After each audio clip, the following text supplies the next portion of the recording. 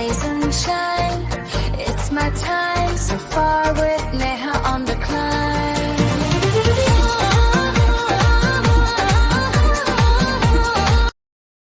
हर हर महादेव दोस्तों। तो आज हम पहुंच चुके हैं श्रीमद् भागवत कथामृत के समापन दिवस पर। आज की कथा में हम सुनने को मिले सुदामा चरित्र, कृष्ण उद्धव संवाद, परीक्षित मोक्ष और आखिर में हुई पूर्णाहुति। ये सभी प्रसंग हमें जीवन का गहरे अर्थ और भक्ति का सच्चा मार्ग दिखाते हैं। तो आइए चलते हैं। जगन्नाथ जकानन जगन्नाथ जकानन जगन्नाथ जकानन चलवाले तू न संभाले तो हमें कौन संभाले। जगन्नाथ जगन्नाथ ओ नीलाचल वाले तू न संभाले तो हमें कौन संभाले। श्री राधे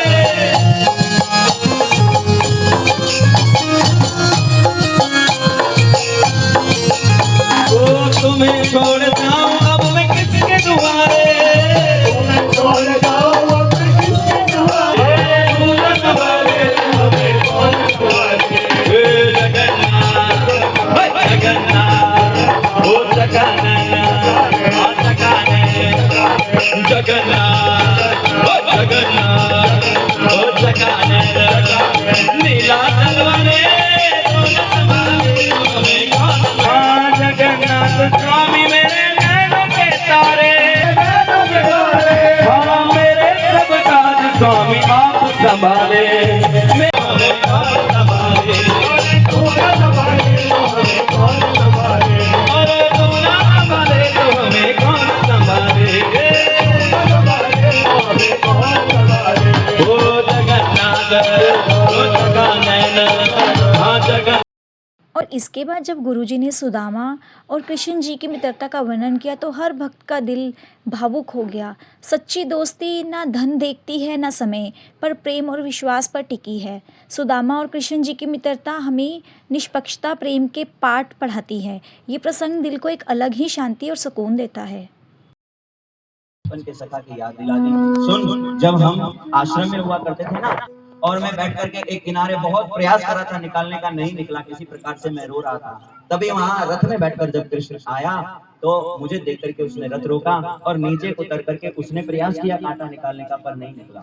तब उस समय कृष्ण ने अपने दांतों से उस कांटे को खींच के निकाला। तब से हमारी मित्रता हो गई।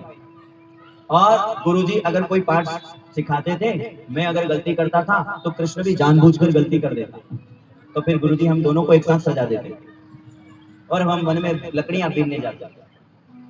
एक समय की बात है, गुरु माता ने इनके लिए चने रखे हुए थे और ये वन में गए हुए थे लकड़ी चुनने के लिए।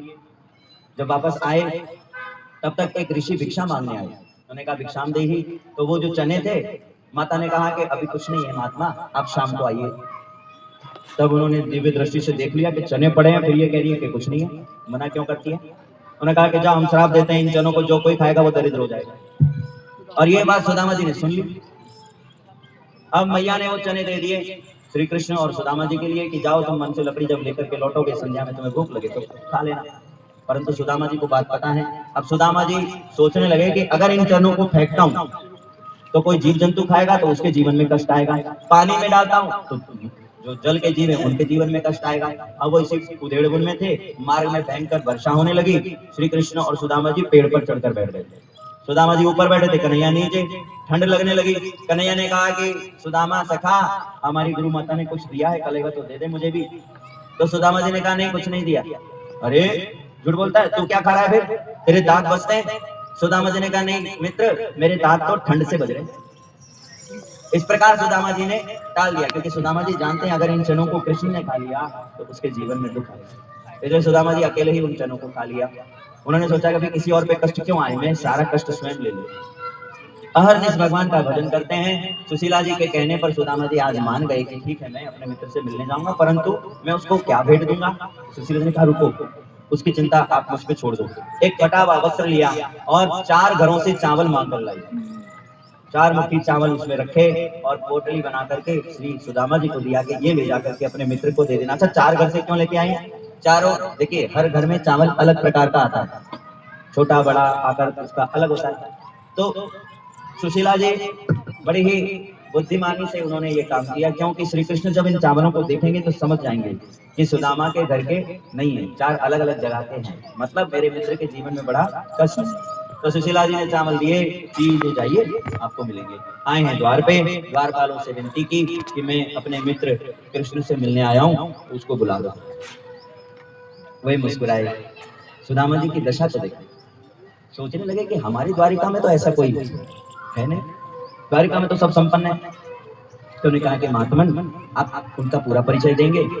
अब पूरा तो नहीं पता, हम तो जाने को आयो बसों के ही ग्रामा, धोते फटे से लटे दुपटे और पाए को पावन की श्यामा, द्वार खड़ो द्विज दुर्बल एक रयो जगे सोम सुधा वीराना, पूजन दीन दयाल पदाम बतावत आपनो नाम।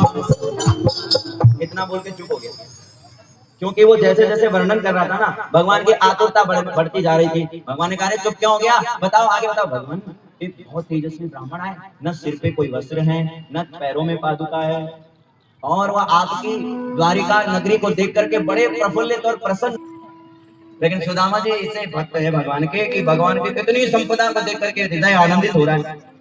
तो सुदामा जी का नाम नहीं लिया, बतावत आपनो नाम। भगवान ने कहा अरे भले आदमी नाम तो बता, कौन आया है? ने कहा भगवान वो अपने आप को आपका मित्र कह रहे हैं। मेरा मित्र?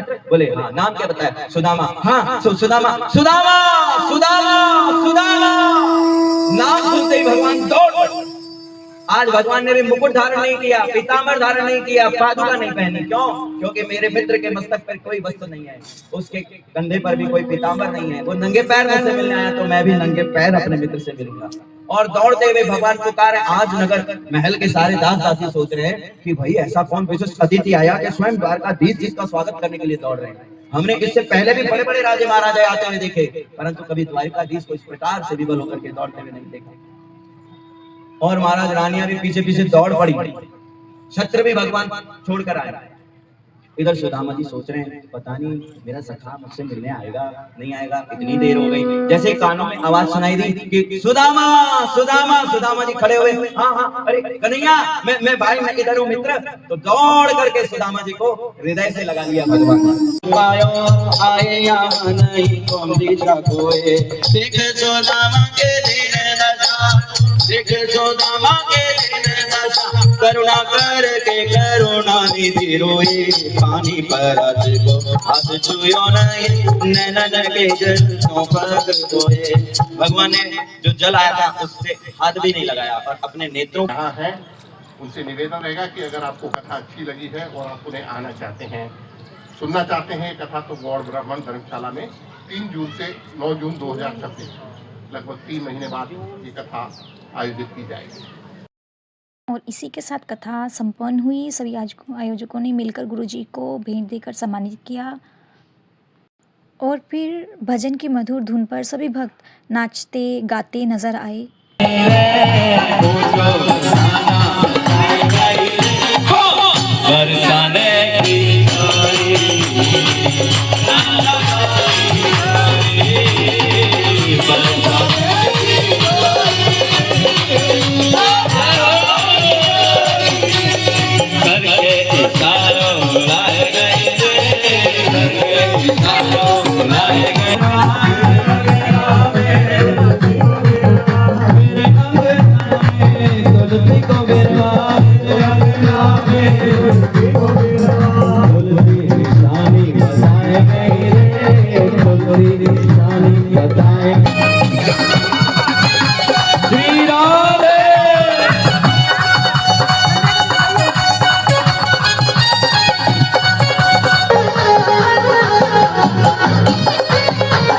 राधे राधे।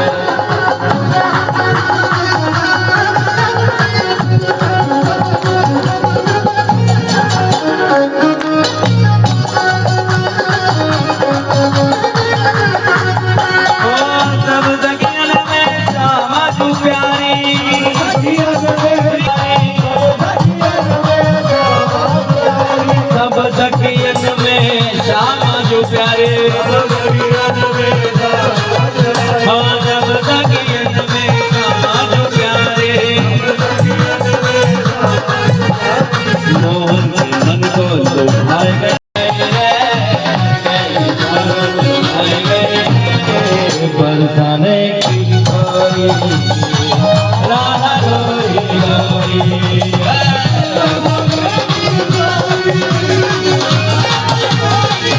साथ ये पवित्र कथा यहीं पूर्ण होती है। आखिर में हुई आरती।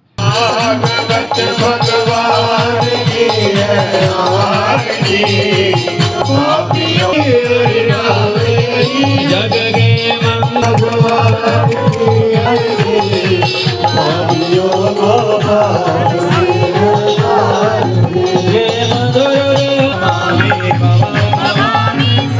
बोले भागवत महापुराण की। पुष्पांजलिर्मया दत्ता गृहाण परमेश्वर एषः पुष्पांजलि। बोले भागवत भगवान की। और आप सभी को बताना चाहूँगी कि इस कथा का अगला आयोजन 3 जून से 9 जून 2026 तक गौड़ धर्मशाला शाहबाद मारकंडा में होने वाला है। तो आप सभी ज़रूर आइएगा। अगर आपको ये व्लॉग पसंद आया हो तो लाइक, शेयर और सब्सक्राइब ज़रूर करें। मिलते हैं नेक्स्ट व्लॉग में सफ़र के साथ। हर हर महादेव।